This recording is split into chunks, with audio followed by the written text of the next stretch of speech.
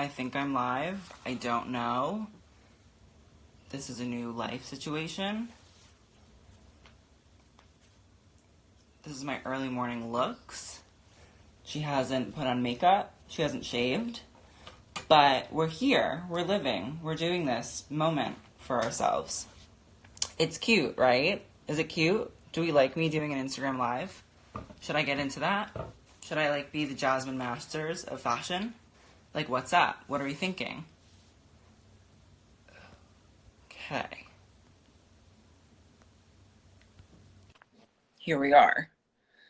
So, I don't know if you guys know, but I'm doing an interview on Instagram Live with Jessica Michaud. I'm very excited. Hi, how are you? Oh, wait, no. Okay. Now I can hear you. I think we're here. Okay, amazing. Hi. Oh my God. Hey! I'm so excited we're living because, this is a whole new thing for me. Oh, I'm so excited we're doing something new together. I know, it's good. I feel like it's really, I'm really ready to do this. Well, hello from Paris. Thanks so much for doing this. Oh my God, of course. Thank you for doing this too, because otherwise I would have never been on a live. So, a perfect debut. Yes, you're a virgin. It's exciting. Oh my God, yeah, literally a real live virgin. So, all right, we're not going to go down that road. I'm ready. All right. Sorry. So the reason I wanted to do an Instagram live with you is because I love what you do. And I find your memes and your comments and your YouTube videos just fantastic. And I really wanted to get to know a bit more about you. Now, of course, I went back and saw your Get to Know Me video back in 2015, which was so sweet. Oh my God. Yeah. I'm okay. Haven't privated that one, I guess. Gotta on that. Gotta get back there. But oh God, yeah.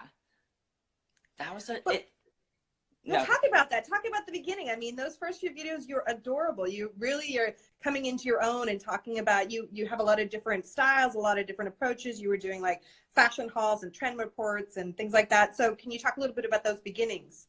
Yeah, I essentially was kind of just nobody else on YouTube was talking about fashion in the way that we talk about the high fashion industry and fashion brands or anything like that. It was hauls and lookbooks and that's great and all, but once you've seen one H&M outfit, you've seen all of them. Mm-hmm. So I was well, let me just try and see if this can happen and see if we can talk about fashion, if we can make it work. So that's kind of what started the whole thing. So I was doing the trend reports and all that kind of stuff. But then also I was let me see if I can do a lookbook, if I can do that. And we tried it. It was okay for a little bit. And then we were we're not that aesthetically pleasing. So let's go back to the ugly couch and talking shit about people. So that's kind of how it all rigmarolled together. Talking shit about people is your jam. That's your wheelhouse. Honestly, my favorite activity, my hidden talent that no longer hidden, I guess. Okay, well, so listen, when you talk about are you a one-man show or do you have people helping you? As of the past 2 to 3 months, I'm no longer a one-man show. So I signed to an agency about 3 months ago to just ETA, right? Yeah. LFI, yeah. They're amazing. Love them. Shout out to Geneva and Derek, my faves. But so I signed with them just so that somebody was working on the business aspect of it and reaching out to brands and stuff like that. Cause I'm awful in emails, have no idea what's going on. And then I can attest to that. Oh, all lowercase, punctuation. I don't know her. So it's bad.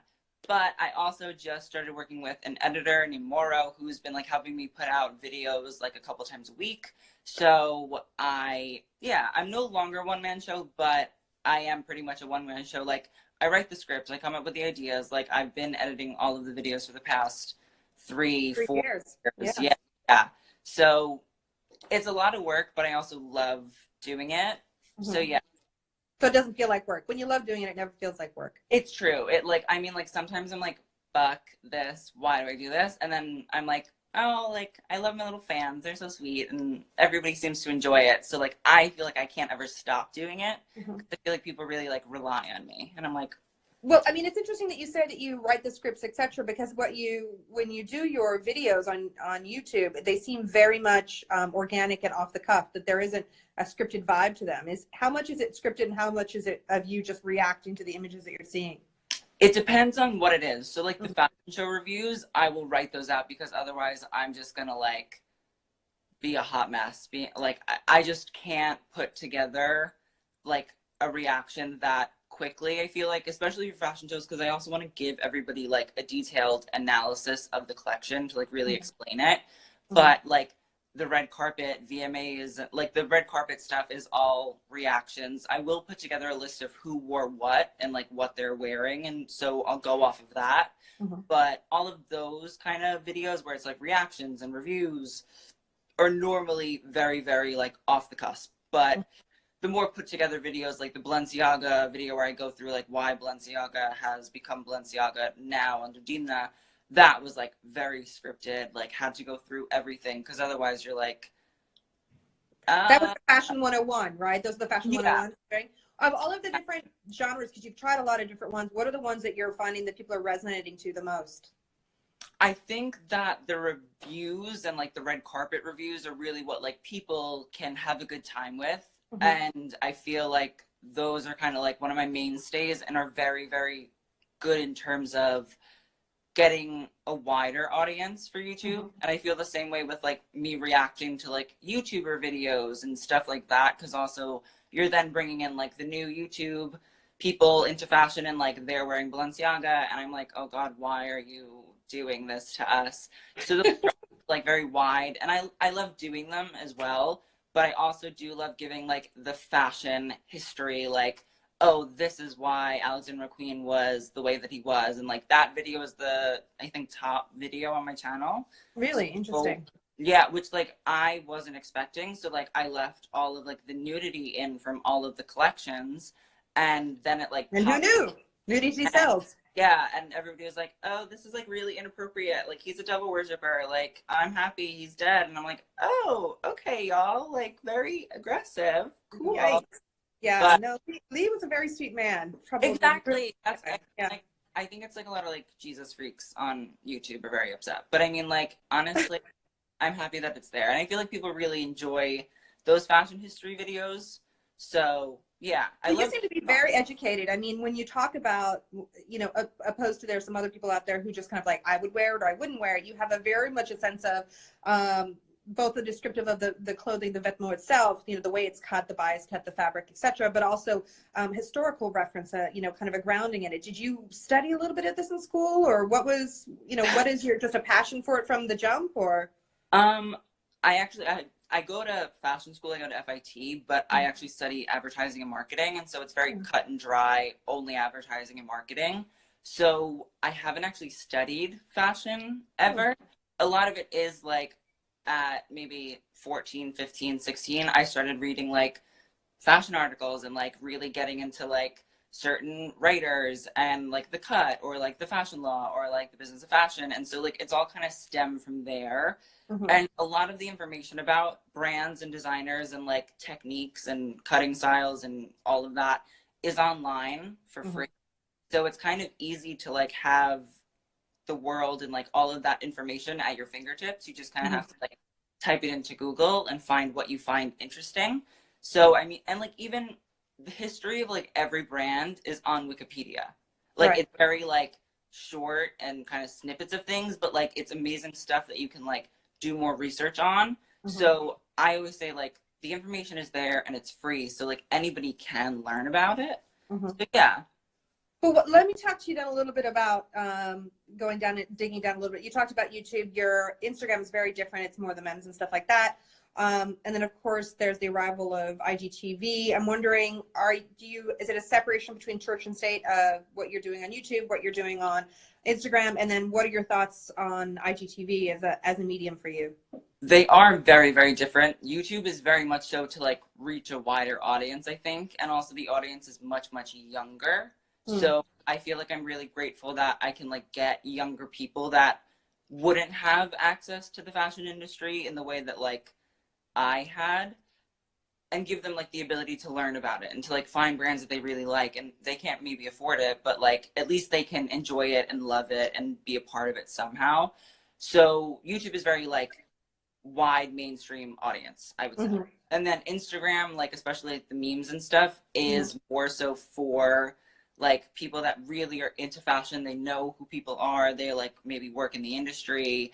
So yeah, they're very different, and I've been trying to figure out if I should like combine them, if it like made sense to combine them.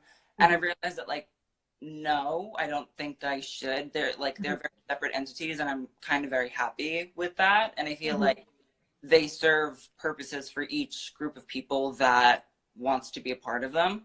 Mm-hmm. So yeah, and I mean, I just set up today actually my new page called HauteLeMode, which is like a I saw that. What's that all about? yeah, it was like very, very like subtle, and like I wanted to make it like super simple. But people, I feel like, especially in my family, even were like telling me at Thanksgiving, they were like, I love your meme page, but like, and I'm sure it's super funny. I just like don't get it.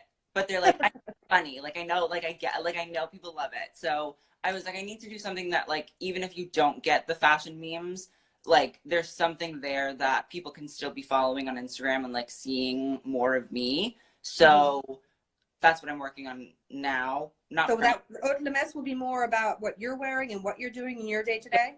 Yeah. And like trying to really like kind of add an editorial sense to that. Like I love a Mm-hmm. good like, you know, jeans and sneakers kind of outfit, but like giving it more of like a high end kind of fashiony feel as well.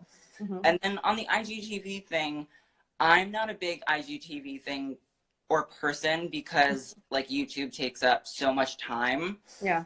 And I feel that IGTV, like, yes, there is a market for it, I'm sure, but I don't think that it will ever be something that like is competitive with YouTube. And I feel like that's kind of where my sensibilities about it have always been. And Mm-hmm. especially when they announced IGTV, YouTube then announced that Derek Blasberg was going to be going to YouTube. I remember that. So I'm kind of like a very like thinking about YouTube in terms of like, you know, this is like how I pay my rent and like this is how I make my money. So like I have Well, to let's talk about rent and money then, because this is all fine and dandy. But how are you surviving on your YouTube? How are you making money? And then a follow up to that, and I'll let you think about this as you're answering that question is, if you're, there's that challenge when you're in the fashion industry to critique brands like you did with Dolce & Gabbana recently, or with some yeah. fast fashion brands. If you're trying to have an agent and to get out more in fashion, and then now you have this new Instagram feed where it's going to be more about what you're wearing,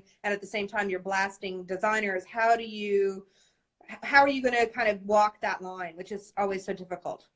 Yeah, it is very difficult to navigate, and I think especially like being me, it's even more difficult because I don't have the kind of industry connections that, you know, like a Vogue or like Women's Wear Daily would have.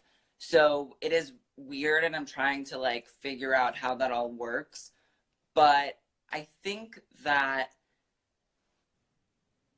I think it's definitely possible, and I think also we're entering a really new generation of fashion media. Mm-hmm. So yeah, it's definitely weird to navigate, and it's in like the very early stages of navigating all of the kind of editorial like, but also blasting brands on YouTube. So I'm I'm figuring it out, but Mm-hmm. I also think that like if I were to just stop kind of like being real with brands and being real with designers, even being real with other media, like I think it would all fall apart. I don't like HauteLeMode wouldn't Authenticity is be. key, as they say. That's my thing is like as much as I'd love to be like, oh my God, I got invited to like this show or like even the Prada thing. So like the Prada thing, I was like hesitant to post about it because, and like I'm a real person, I'm like very okay with admitting that because I was like, I want to like work with Prada in the future. Like I want to like, pull clothes and stuff like that. But I also realized like I have to say something about this because this is like gross. Like even if that didn't mean it, whatever, like I have to say something about it because it's not okay. Mm-hmm. So I mean, I was like, you know what? I might not get invited to the resort show in New York, like when they come in May. But honestly, like I'm playing a long game, Mm-hmm. and a lot of people I think are playing the short term game is like get invited to shows, like get brought to different countries, like that's fine for you, do it. And I was like upset at first, and then I was like, honestly, like I'd rather be holding on to the authenticity aspect of myself and like Mhm. HauteLeMode and the brand of me or whatever, than like to just be like, oh, I'm gonna throw this all away so I can go to a show in Yeah. New York. Or Yeah. like, You never can get back your integrity. I can tell you after, 25 years in the business, having done this, for the International Herald Tribunes, the New York Times, and the Vogues of the world, if you don't have your integrity, then it's over. I mean, you lose that, and then there's just no going back. So definitely stick to your guns as far as the integrity. I would really and recommend that.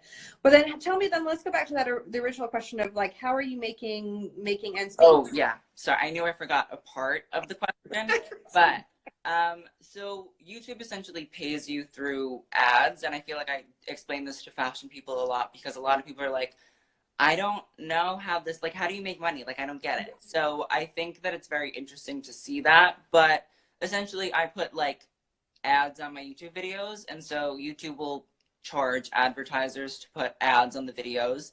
And I think for a long time, like Dolce & Gabbana was paying my rent. So I was like kind of Yikes. appreciative of that. Yeah. It was bad like then, but like now it's super bad. But I think they've kind of like stopped their YouTube advertising. So who knows? But so YouTube essentially like will say, oh, if you're a fashion company, we have these fashion bloggers in this like fashion package that we will put ads on. And so I think they essentially like sell certain channels as like packaged groups to Hmm.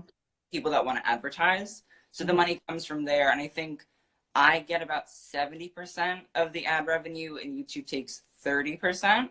Okay. So yeah, I mean, like I'm definitely able to like pay the rent, and like if I'm really like on it, like putting out a lot of videos and they're doing really well, I'm making good money. Hmm. But I'm currently like in my last year of school, like Oh college. yeah. Yeah, so like I have been like very slow putting out videos just because it's like finals and making sure I pass everything so that I don't have to like go back ever again. So Yeah. Well, yeah. listen, as they say in French, merde. So good luck with that. Thank With everyone else. you. I need it. Um, talking about the videos that we talk, a lot of people talk about the consistency. So it sounds like you don't have like every Friday you have a video, and you don't. Do you have? Is there any kind of strategy, or is it really fly by the seat of your pants as far as where you're going to post when and how much? And along the same line, how much time does it take to create one of your videos? Is it really time intense, or can you kind of whip one of those suckers together in a couple of hours? So I would say that I like to have a schedule. I don't know if I always stick to the schedule just because like time constraints and stuff. And my videos, I find like it does take a long time to put together. So like right now, hush hush on the Instagram live, I'm putting together second Dior history. So like I want to make a series on like the history of Dior. So I'm working on Yves Saint Laurent at Dior and like his time there. And I mean, he was only there for 3 years, but like it's taking forever to like get this video together, like sourcing the images, because like you'd be hard up to find an Yves Saint Laurent image of fucking Dior. It's so ridiculous. But Yeah. like writing out the script and like researching and reading and like going through archives and stuff like that, it takes a long time. So I would say the research process takes about like 3 to 4 hours, depending on Hmm. like the video. And I think maybe like 1 to 2 hours if it's like a style review of a celebrity and stuff like that. And then the editing process takes a lot longer because you have to like edit out a whole, well, you have to film. So like that's Hmm. 1 to 2 hours to like set up film. Hmm.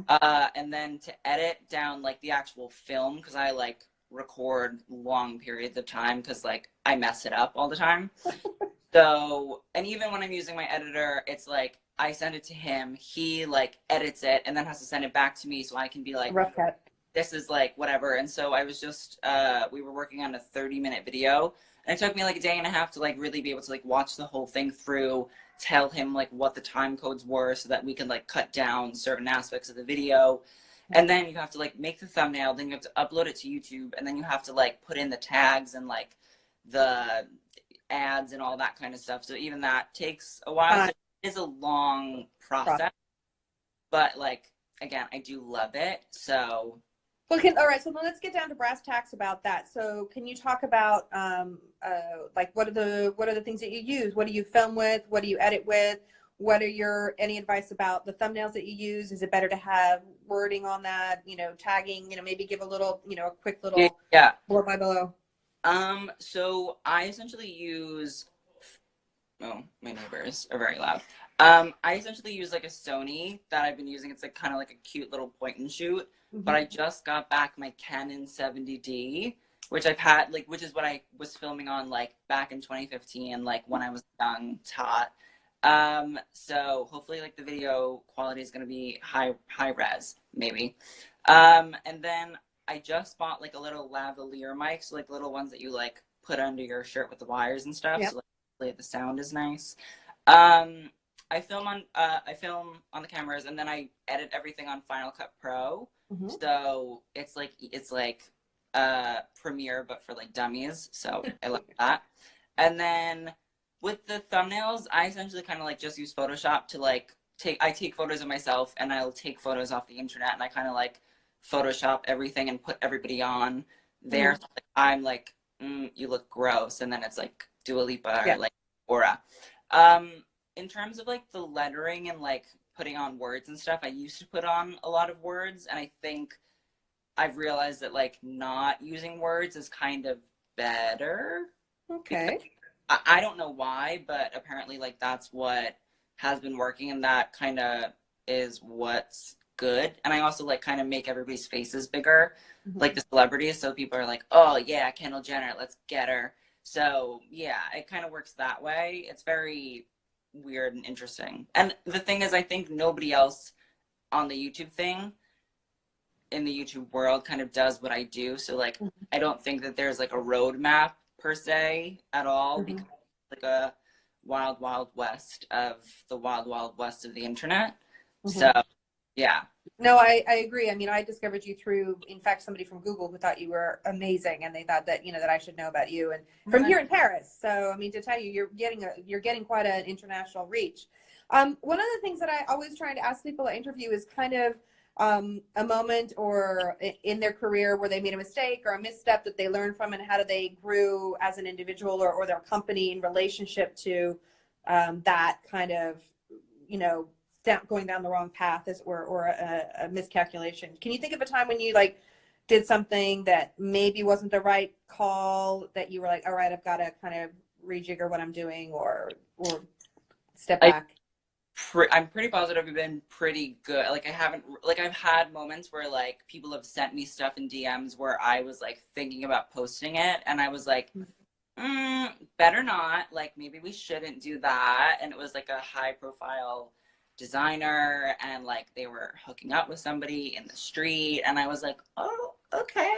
So I didn't do that, but I have put out videos where I've like reacted to YouTubers and they've gotten like really bad backlash because people are like, that's my favorite YouTuber, like fuck you, like I hate you, like whatever. So that's something that I've been trying to work more towards, being less of like, oh, this outfit is just ugly and it's ugly and it's ugly. And I've tried to like work on being more constructive in criticism. That's something that I'm really like trying to, and I think that's more of why I'm writing out like even just like going through, you know, and talking through all of the red carpet reviews that I'm doing. I try to like do that now just so that I at least know what I'm thinking about. Oh, somebody just said in the live, like Sophia Nygaard, that was the video. I reacted to her in Balenciaga Crocs, and people were like so mad. They hated me. It was like the worst backlash I'd ever gotten. And I mean, like, I stand by all of the things that I said, but I was like, this is weird. Like, I've never like been hated this much.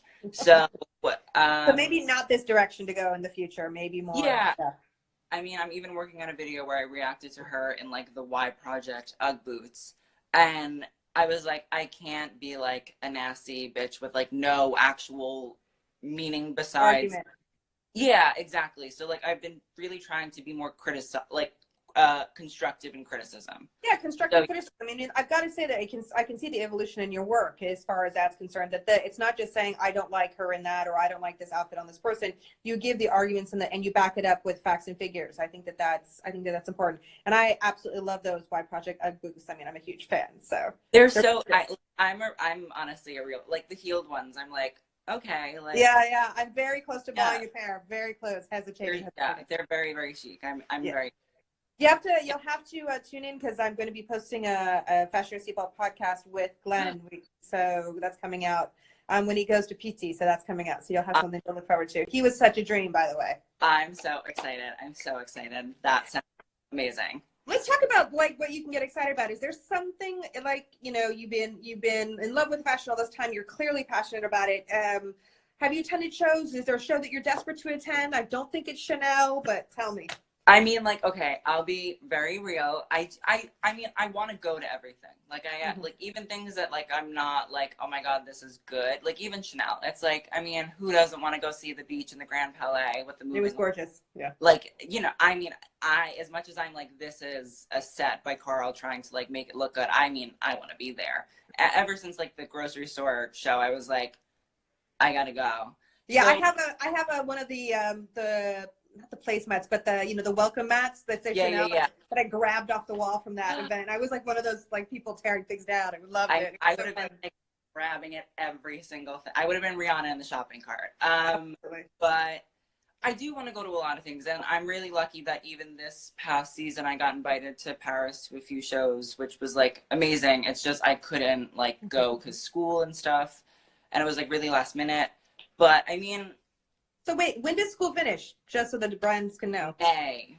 Okay. Like, I'm crossing my fingers. Hopefully, so get you out here for couture, menswear. Start with oh my God, literally. I mean, I really do want to go to everything. Like, there are very specific shows I think that I'd like to go to. Like, I love Marine Serre. I'm like such a fucking fan. I'd love to go to a show.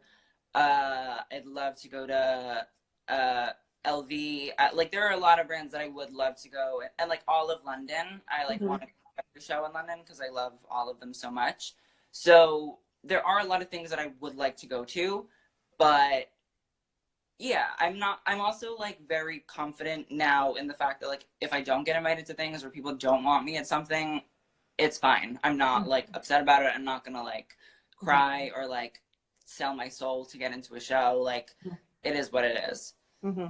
Yeah. It sounds like, I mean, we talked a little bit about, you know, how you kind of decide, you know, your criticism, even though you haven't been at the shows. That, you know, that's one of the things that I was trying to do with my 60-second reviews is that I only review shows that I've been at. Do you find that the fact that you're not there maybe kind of skews your perception of it because it is kind of like theater when you're in it? I mean, you've been to a show, so you know what I'm talking about. Yeah. When you're in the actual room, the energy is very different than when you're seeing it even live streamed. Yeah. I do think that it definitely gives me the ability to be more critical because like I'm not there, and so like I'm not like feeling the whole vibe of the show. And like, yeah, when you're at a show, it's so different than just like looking at the images on Vogue Runway. But I also think that if I'm talking to the masses and like talking to people that aren't at the shows, it's like, you know, I have to kind of give them that viewpoint as well because like they're not there either. So like we're kind of all both in it together. Yeah.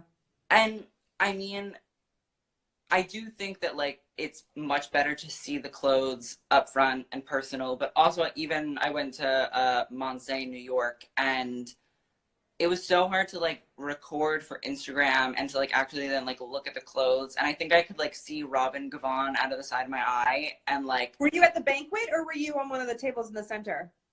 I was at which way? You were at the Monse. Wait, so that was, oh no, I'm thinking of a different one. Sorry, go ahead. All right. No, that's the other line from the guys who designed Oscar. Sure. Yeah. Yeah, but it's very hard to film and be in the moment and take notes and all of it. Yeah, I agree. It was like crazy. And then I like saw Robin Gavon and I was like, oh my God, like she's just like writing with a piece of paper and like a pen. Like, okay. Old school. Like, yeah. So, I mean, it's definitely harder, I think, when you're there and like, you know, to actually get a vibe for it. And like, you obviously want to like, you know, keep up appearances and like be nice and like whatever. But I also kind of realized that like people like me because I give an honest review and like I say what I really think. And so like I think that that's the most important thing, is to just like Mm-hmm. be really authentic with it. And so yes, like my viewpoint might be really, really different than everybody else because I'm not there, but like I'm kind of happy that my viewpoint isn't like everybody else, because like let's be real, a lot of other people's viewpoints aren't really working as we're seeing now. Mm-hmm. So yeah. But I Mm-hmm. also Yeah, I know that definitely the world of critiques and critical journalism is transforming and getting much smaller, and like I'm very lucky that like I can kind of be independent and I don't rely on like advertisers or anything like that to like make money. But it is like very, and I think it's hard for a lot of people, and like I do feel bad when I read like certain reviews, because I'm like, I know this person doesn't genuinely think this, but like they have Mm-hmm. to say it to keep their job. Mm-hmm. So yeah, it's kind of like sad to see. Yeah, there is no longer the church and state separation, I fear, in Yeah. the industry. I guess to wrap it up, because we're hitting the 30-minute mark, and I don't want to keep you away from your studies for your finals. Can you talk to me? I mean, it sounds like you have some of it together. You've hired an agent. You're launching HauteLeMode. Talk about when you're looking forward. Your plan for the next year, or where you want to take what you're doing in the future. Um, Essentially, I kind of want to put my hand in as many things as possible, which like sounds bad, but like, I mean, I think there are so many opportunities that so many people just aren't even seeing. Like, it's just going over a lot of people's heads. So, Such and as? like YouTube, I think like very much so is a whole platform that like nobody in fashion is tapped into. And even if they have Derek Glassberg wanting them to do YouTube stuff, it's like it doesn't speak to me. And so I think if something doesn't speak to me, I also think it won't resonate with like my audience. Mm-hmm. So, and like not that I'm like the gatekeeper of YouTube fashion, but like I want to like everything, and I want to like see amazing content all the time. So I just feel like if I'm like cynical about it, other people might also be cynical about it. Okay. But I want to like work on like in 2019, I'd hopefully like to have shot at least one video editorial for HauteLeMode. Keep HauteLeMess going, put out some cute outfit pics, make good memes. That's hopefully something that will continue. Um, yeah, I don't know. I'm just kind of trying to like keep trucking along, and I Mm-hmm. think the more stuff that like I pile on will make it harder, but also I am working on keeping it all alive. Like I want to start a podcast. Like that's something that people are like, podcast, and I'm like, got it. I hear you. And Check. like, Yeah. yeah, I want Yeah. to keep everything very separate so that like it's not the same content all rolled into like different what's it called? Into different mediums. Yeah, different, yeah. So you want to have But it, you want to have HauteLeMode, but have it almost siloed. So you've got the memes on this, you've got the YouTube, and then the podcast is maybe some whole other kind of animal. So yeah, even though it's all HauteLeMode, each thing serves a different purpose to a certain extent. exactly. And like I feel like I can never shut up about fashion, and like there's so many different angles that I feel like can be explored with it. Yeah. So I just feel like there's so much to be done and so much that is worth doing. So yeah, there should be a lot going on for 2019. Oh, So I'm so excited. I can't wait.